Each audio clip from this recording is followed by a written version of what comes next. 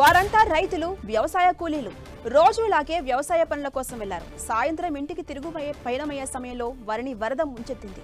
భారీగా కురుస్తున్న వర్షాలతో వరద అంతకంతకు పెరుగుతోంది. దీంతో ప్రాణాలు అరచేతిలో పెట్టుకుని రక్షించండి అంటూ ప్రాధేయపడ్డారు. చివరికి కలెక్టర్ ఆదేశాలతో వాళ్లంతా సురక్షితంగా ఇంటికి చేరుకున్నారు. ఛత్తీస్గఢ్ రాష్ట్రంలోని కోర్బా జిల్లాలో కుండపోత వర్షాలు కురుస్తున్నాయి. దీంతో వాగులు, వంకలు ఉధృతంగా ప్రవహిస్తున్నాయి. పాలి బ్లాక్లోని దుకుపాత్ర అనే గ్రామానికి చెందిన రైతులు, కూలీలు మొత్తం 17 మంది వానలోనే వ్యవసాయ పనుల కోసం పొలాల్లోకి వెళ్లారు.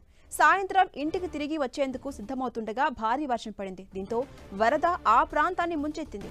ఆ వరద అంతకంతకు పెరుగుతుండటంతో ఆందోళన పడ్డారు రైతులు.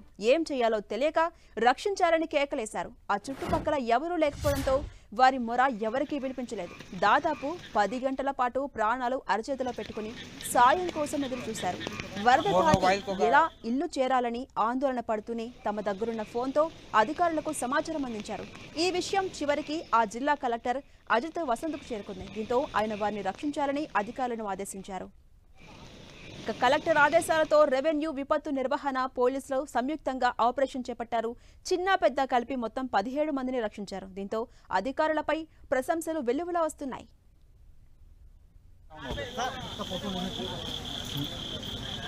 फोटो खींचो, फोटो फोटो वीडियो भी बना आम आता देखते हैं।